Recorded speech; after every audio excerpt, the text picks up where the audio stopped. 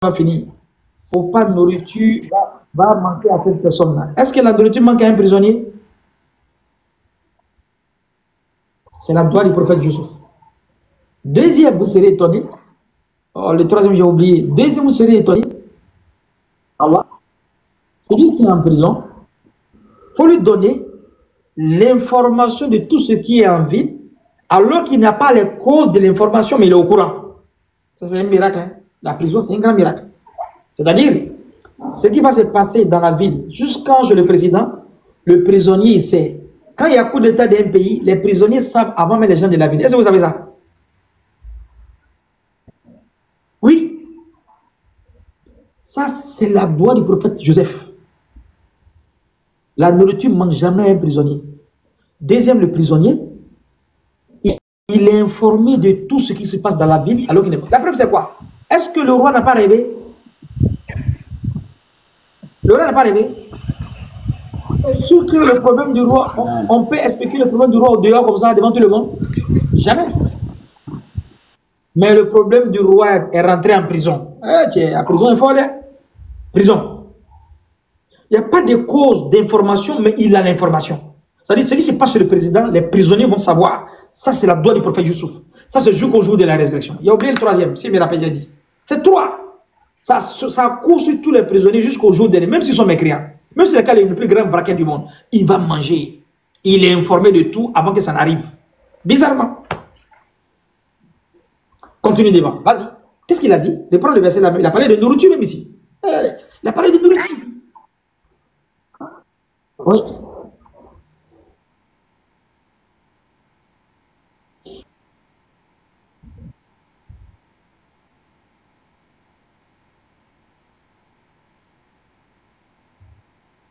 Très bien. Très bien.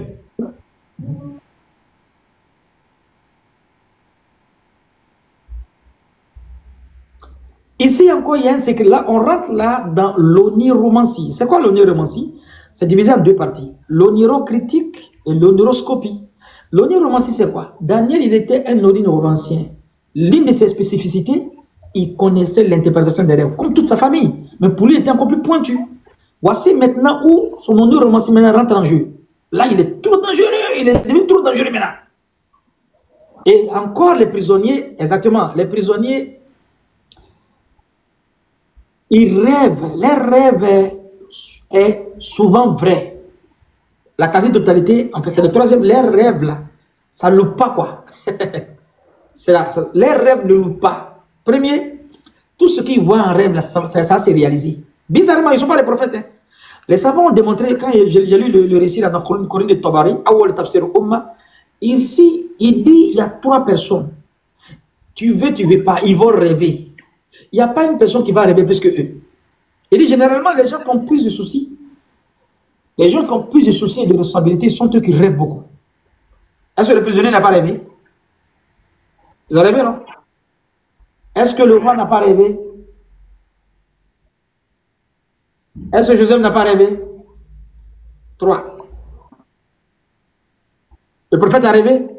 Le prisonnier a rêvé? Le chef d'État, le roi a rêvé. Pourquoi les trois ont rêvé? Au fait, ils ont une responsabilité, ils ont un souci. Tu veux pas, tu as rêvé. Les frères, Youssouf, la Surah Youssouf, c'est trop puissant. On va aller un peu. Les trois ont rêvé. On a le rêve d'un prophète, on a le rêve d'un prisonnier, on a le rêve d'un roi.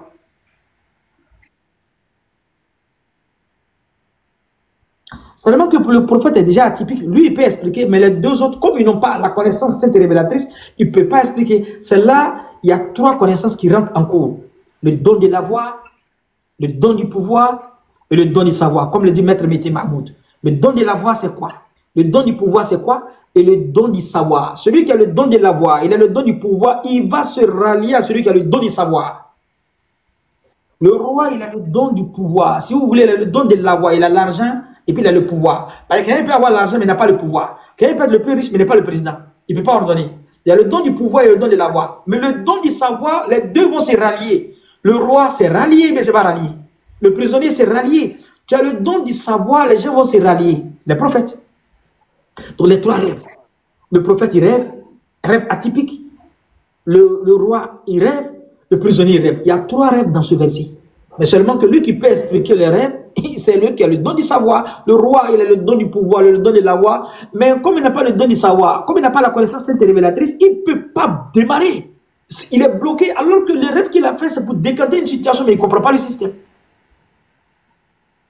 On dit, malgré les trois qui rêvent, les gens qui rêvent beaucoup, c'est ceux qui ont le plus de soucis. Mais on dit, il n'y a pas une personne qui rêve que prisonnier. Parce que lui, son souci, là, il pense à la mort. Donc, lui, il rêve que tout le monde. Et les deux ont rêvé. Colonel Tabari dit, ici, bien que les rois, les prisonniers rêvent, il y a deux versions. Il y a une version qui dit, non, les gens ont rêvé, mais les deux personnes n'ont pas rêvé. Que pourquoi ils ont dit à Joseph qu'ils ont rêvé? Parce que Joseph était en train d'interpréter les rêves des prisonniers. Tellement c'était tellement fort. Et ils ont dit ils ont rêvé. Donc Tabari dit en fait ils n'ont pas rêvé, mais ils ont menti. Ici, il y a une information qui sort, le pouvoir de la langue. Le pouvoir de quoi? De la langue. Si tu mens que tu as rêvé, si on interprète, ça se réalise, alors que tu n'as pas rêvé. Voyez, tu as menti. C'est pour ça, la langue, il faut faire attention. Il ne faut pas dire des mauvaises paroles. Ça va agir sur toi. Le pouvoir de la langue. C'est pour ça quand tu es à côté, tu dis non, mais vraiment, le jeune frère, il ne va pas réussir. Après, tu dis non, il va réussir. Il faut contrer toujours avec ta bouche. Faut contrer, la même bouche, il faut contrer ça. Le pouvoir de la langue. Le prophète dit, la langue est un lion. Que chacun de vous attrape son lion. Continue là. Tu vas battre aux eaux, non? Aux eaux. Ouais, en fait, mais quand on va aux eaux là, le lion, il est dans combien de cages?